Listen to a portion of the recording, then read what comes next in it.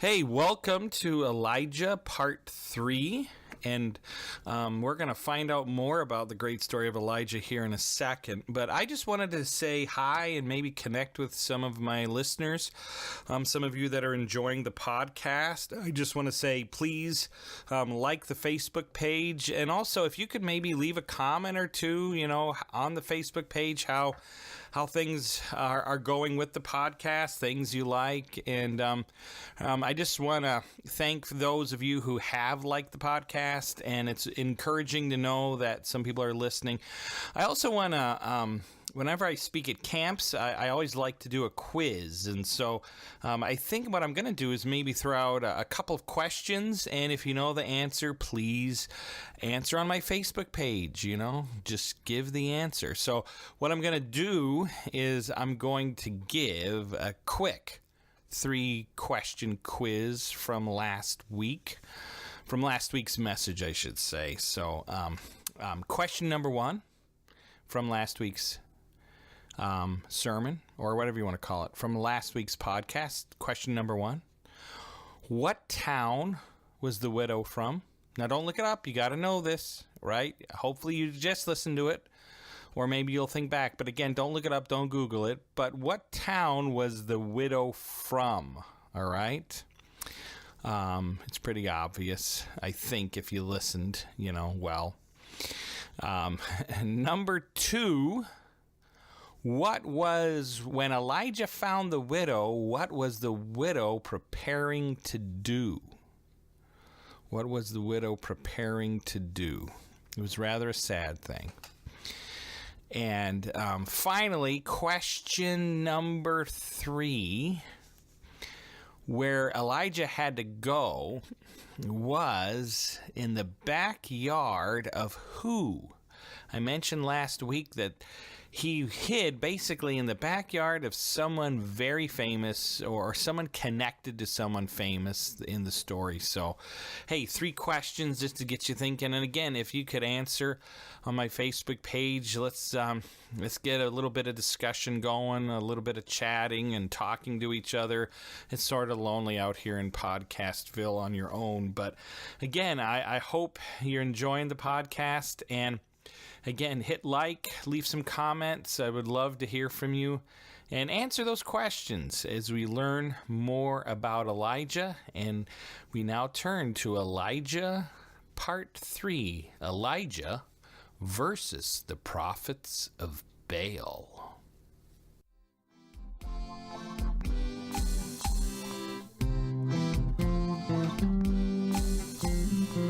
Welcome to Baldhead Bible Podcast, making the Bible come to life, featuring the exposit story preaching of Dr. John Katzian. Elijah stretched himself across the boy one more time. He had stretched himself across him once before, and he got up, and nothing. The boy was still dead. Completely dead. He stretched himself out again a second time and got up and poked him a little, and the boy was dead, no breath and nothing, and he had prayed to Yahweh. He cried out to Yahweh, please save this boy. This widow's gone through enough. So finally he stretches himself out across that boy one last time. Then he gets up and the boy comes back to life. It says the spirit returned to the boy. He had died, completely been dead, but now the air he's breathing. And it says Elijah picks up the boy and brings him downstairs and brings him to his mom. And I can imagine his mom looks up and she is so excited. Her dead boy is alive. And I can imagine the widow boy and the widow woman are hugging.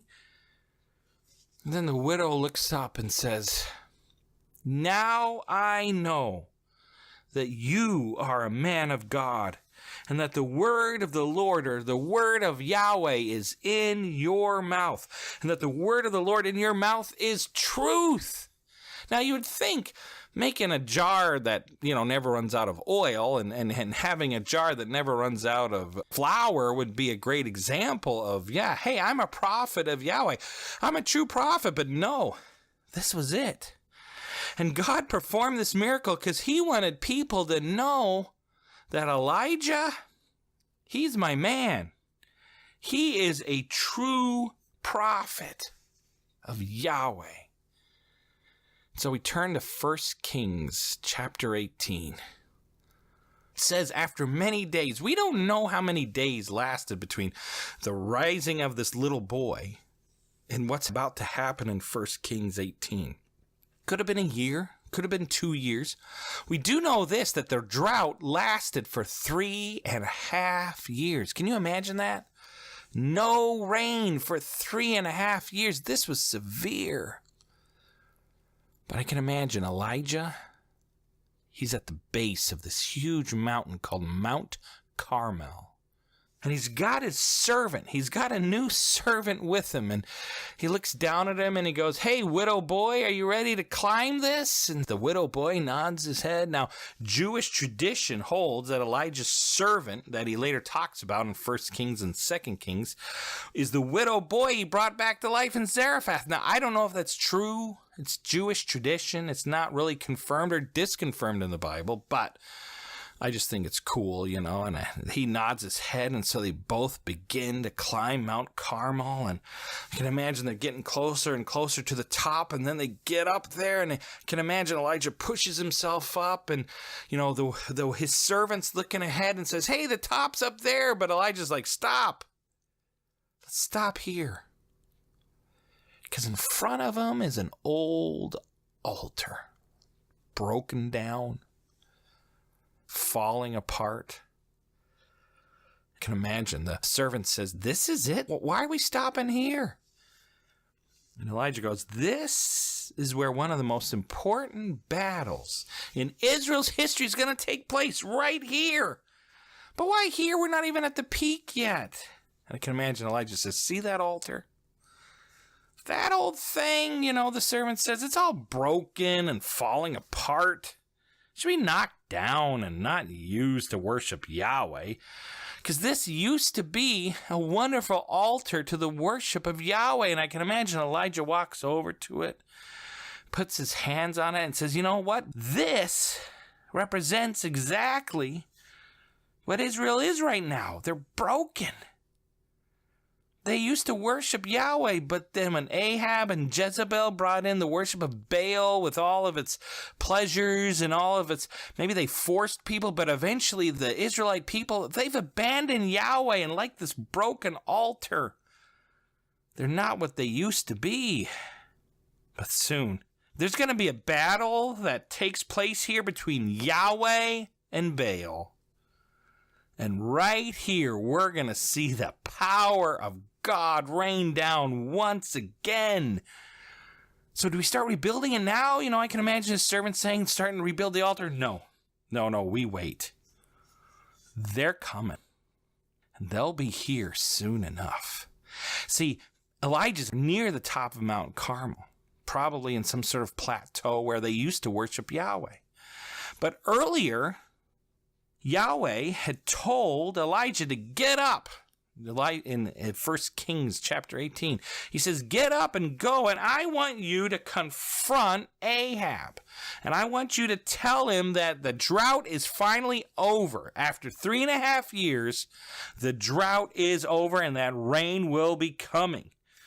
So I can imagine Elijah gets up, leaves Zarephath with his newfound servant, and he finds the right-hand man of Ahab called Obadiah.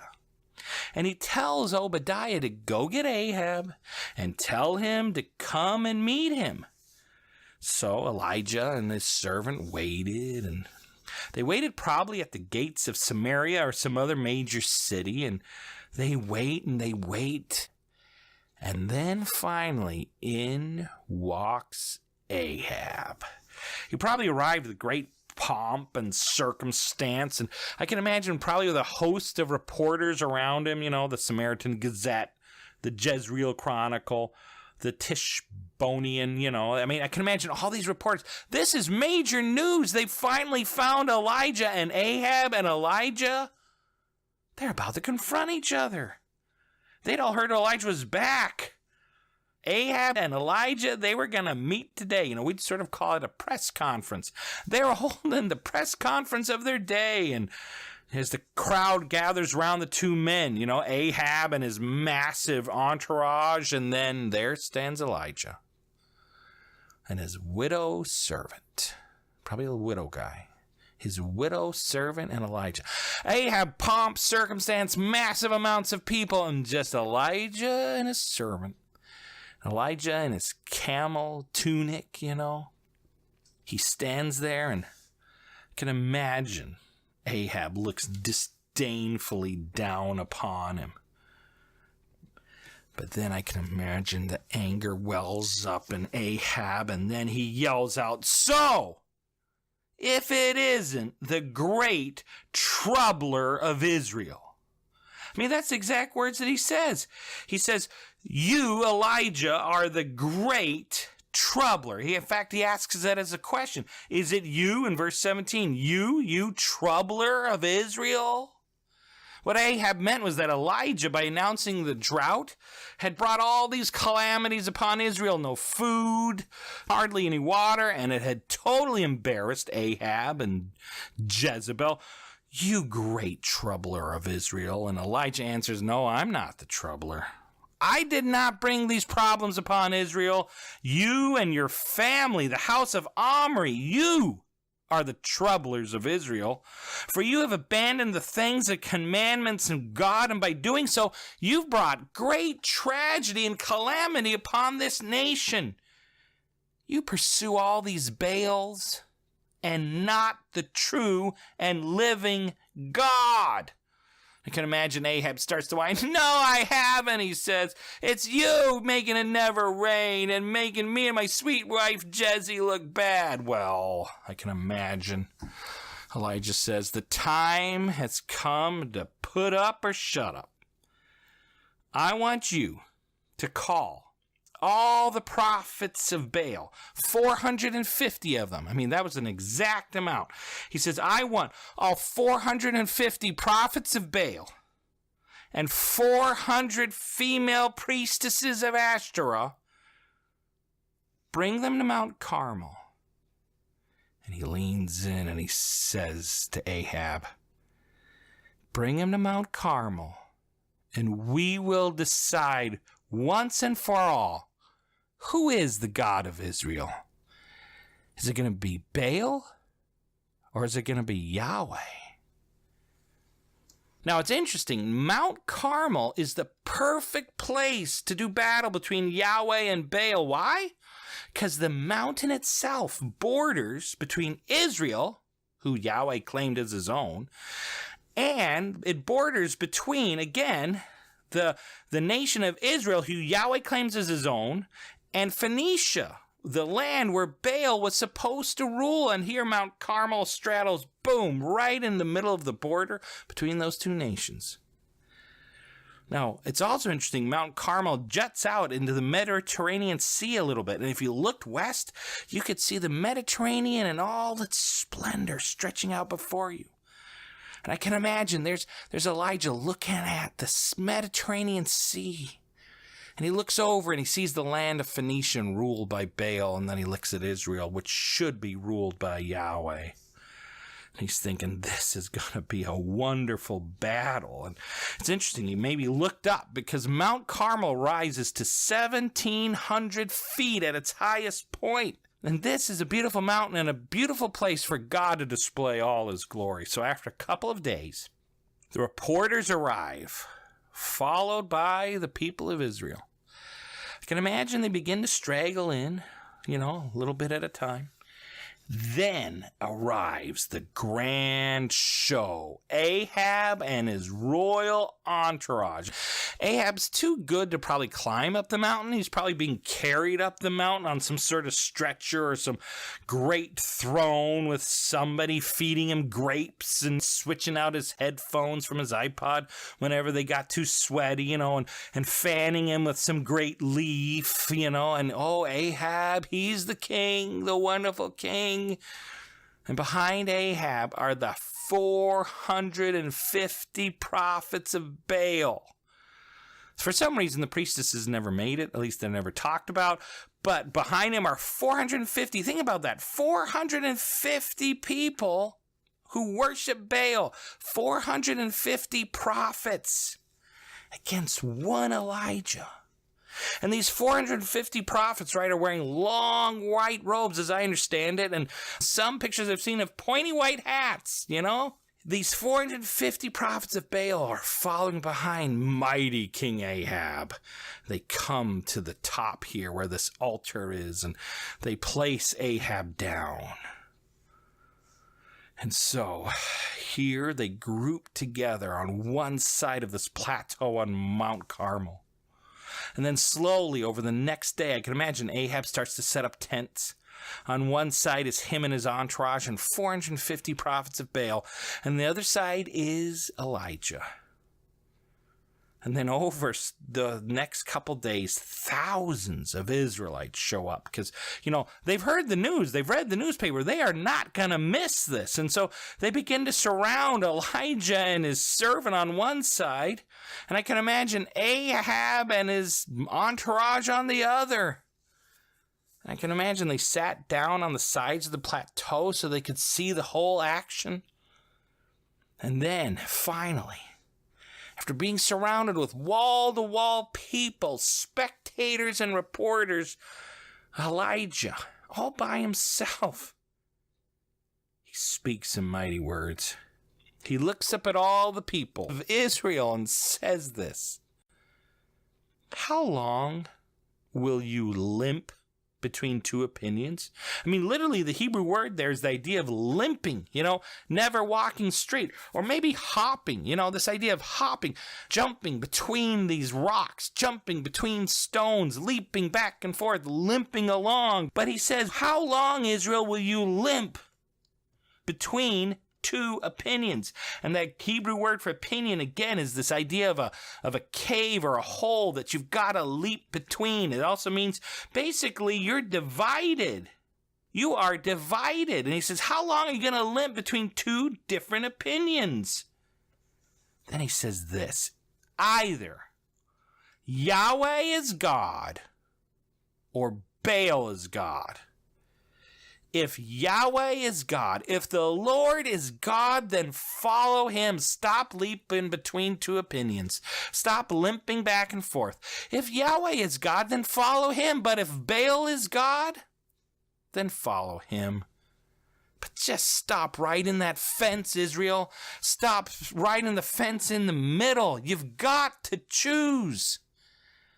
The people of Israel were fickle. They're right in the fence, like I said earlier. They were calling on Yahweh sometimes, maybe during this drought, and then when the rains come and everything's great, then they'll start calling on Baal when they felt like it. And Elijah says, you can't do that. You have got to choose. Israel, are you going to follow God, or are you going to follow Baal? And I can imagine that question echoes out in that whole plateau.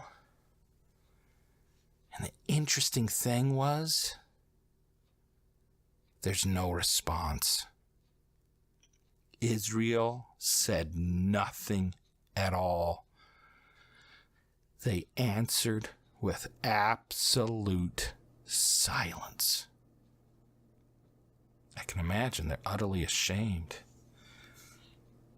I think we are in the same boat oftentimes with Israel, aren't we? I mean, we have to decide, who are we going to serve? Who are we going to put our loyalty behind and follow? The people of Israel are embarrassed. They could say nothing in return, but it's a simple question. If you truly believe that Yahweh is God, then that should mean something. If you believe that God the Father sent his son Jesus and said, you know what, if you want to come to the Father, you have to come through Jesus. You have to accept my son as your Savior and see him as God and follow him and call upon his name as Lord. If you do that, then you're following me. The big question again and again is, what are you going to do with Jesus? And so many of us flip-flop. Sometimes we'll talk about Jesus, and then sometimes we follow the gods of money or lust or whatever it happens to be.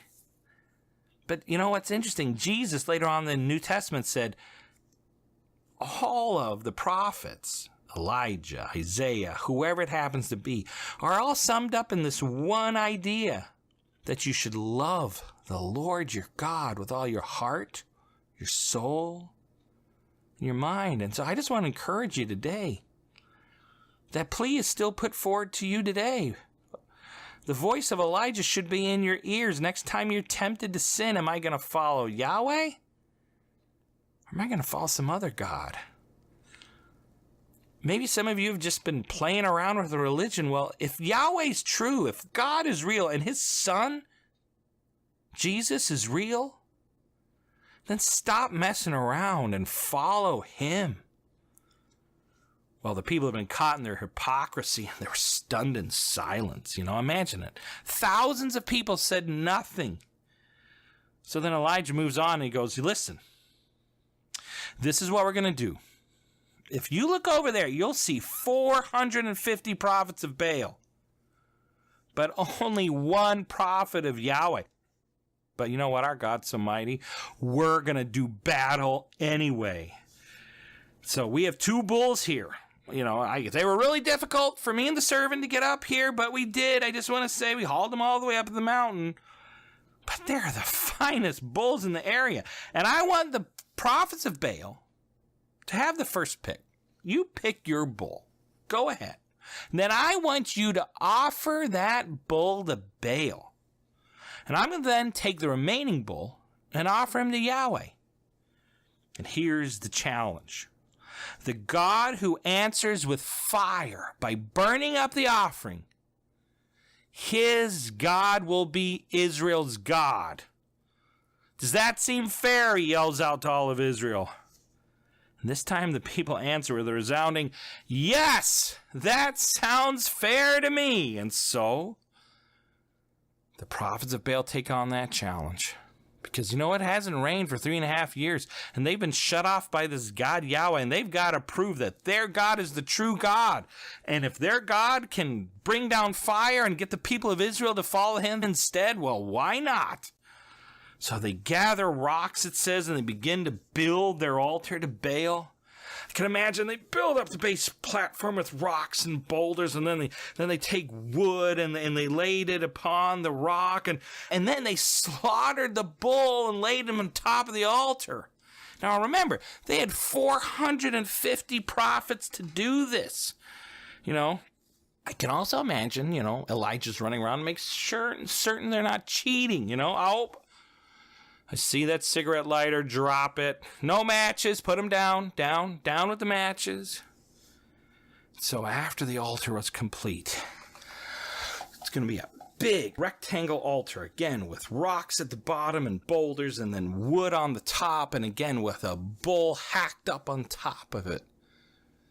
And then the 450 prophets of Baal, they begin to cry out, Baal, answer us! And they begin to dance and move around the altar, It says that they begin to dance, and I can imagine they brought their own Baal version of Megadeth, Anthrax, Slayer, something evil like Slipknot, and they start to sing, Baal, send rain, Baal. Bring out our own Baal version of Miley Cyrus, except a scary version, I don't know. Maybe they brought out their own version of Lady Gaga singing the music, Baal, Baal, send rain, Baal, Baal, and then they brought out their emo version, and then everybody stops.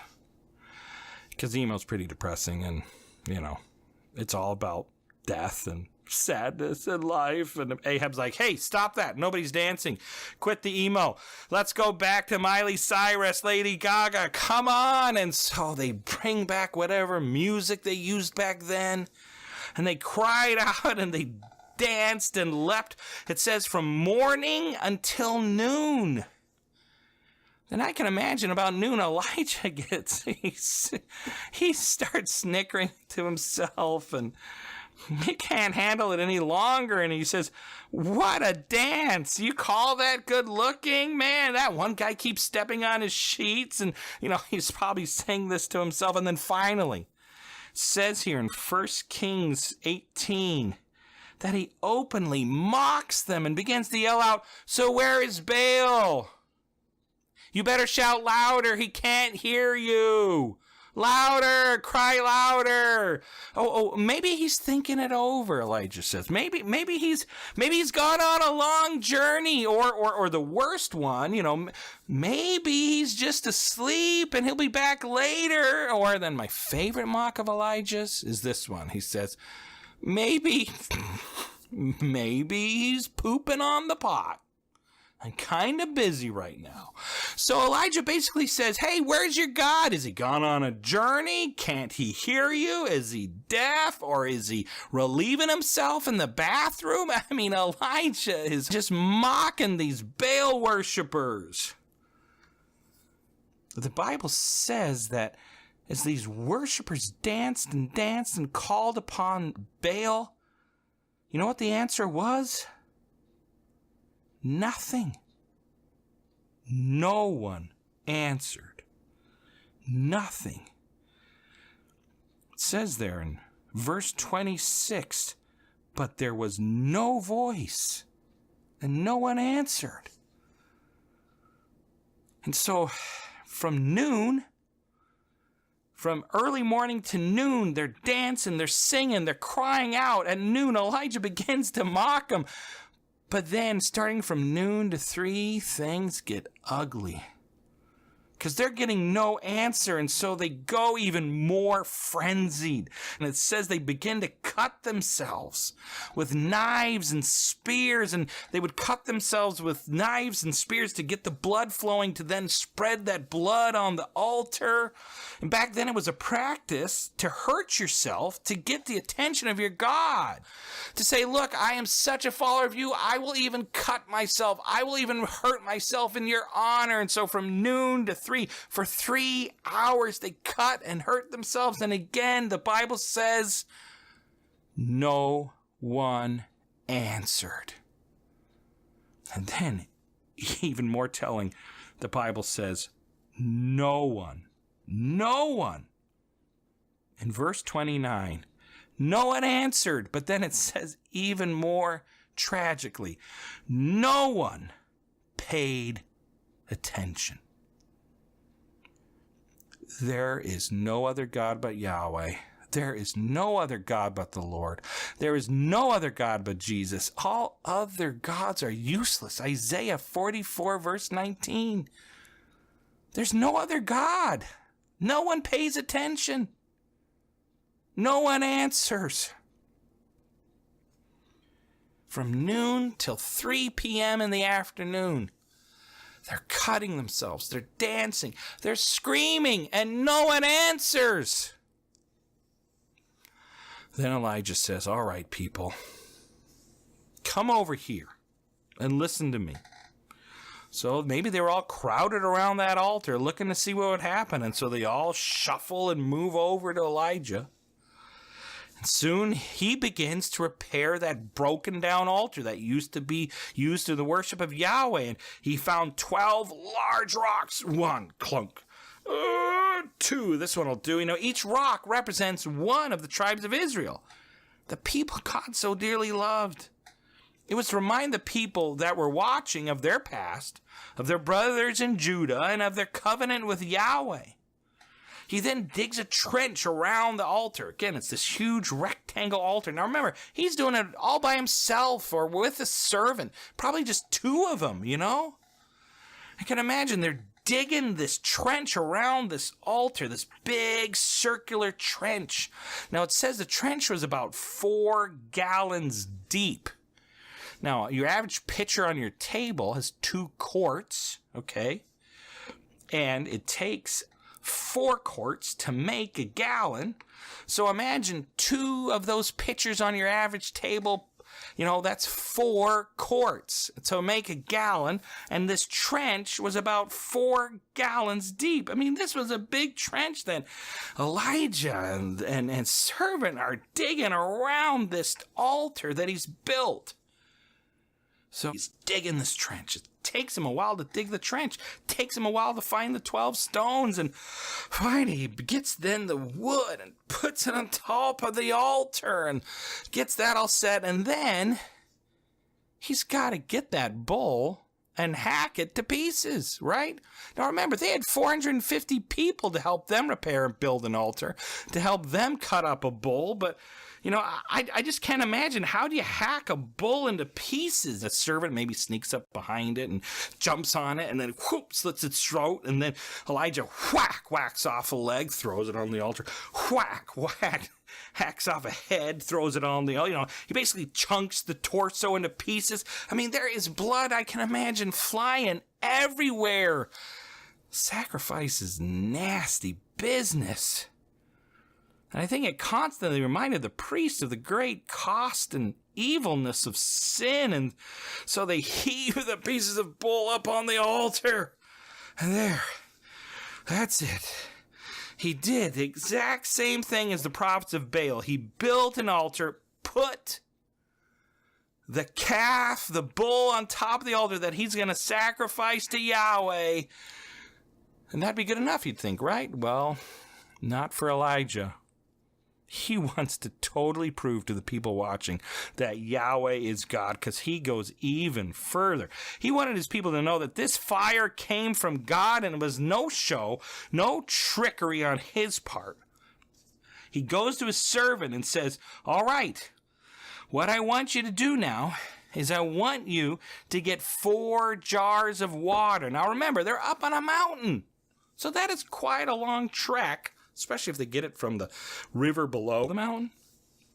You know, I can imagine maybe the servant says, hey, will some of you people watching come help me? You know, and so they brought their 4 jars of water. All right, what do we do? Again, Elijah says, I want you to pour it all over this altar. And so they pour the 4 jars of water all over the altar. Then Elijah says, do it again. And so the servant's like, you've got to be kidding me. All right, they go back down and they get 4 more jars and they struggle to bring it up and whoosh, they throw it all over the altar. And Elijah says, great, you guys are doing such a great job. Could you go get another 4 jars of water? This will be the last one, I promise. I can imagine that guy saying, why not ask for the 3 jars up front? And Elijah says, hey, dramatic effect. It also builds tension. Now go do it. So go down the servant and all the people. They come back with 4 jars of water and they throw it all over the altar. I mean, there is so much water that says it flows all over the altar, and it even begins to fill up the trenches. I mean, if a normal guy had tried to light this thing, it would never light because it's wet. You can't light wet wood. And then Elijah finally stops. The altar's ready. It says that Elijah the prophet in verse 36 comes near. And he just starts to talk to God. He doesn't yell. He doesn't scream. He doesn't cut himself. He doesn't turn on fantastic dance music and turn it into some sort of event. He just talks to God as friend to friend, as prophet to his God. Just speaks to him and says, "Oh Lord, God of Abraham, Isaac, and Israel, let it be known this day that you are God in Israel, and that I am your servant, and that I have done all these things at your word. Answer me, O Lord, answer me, that this people may know that you, O Lord, are God, and that you have turned their hearts back." And Elijah finishes saying these words, and he steps back. And then, well, if you want to find out what happens next, you got to come back next week and find out the final part of the Elijah story. Hey, if you want to read ahead, 1 Kings 18, you can read it for yourself. This is an exciting story of God defeating the prophets of Baal. And of one man saying, you know what? I am not going to waffle between two opinions. If God is God, then let's follow him. If Jesus is God, let's choose him and do what he says and obey him and stop messing around. I just want to encourage you. If you've never asked Jesus to save you, do it now, because you're waffling between two opinions. You know, you may go to church with your family, or you may be in a city or town. Everybody talks about Jesus, but very few actually follow him. I encourage you today, ask Jesus to save you. He promises he will. Just pray. Ask him to save you today. But then for many of you listening, let's stop messing around with sin.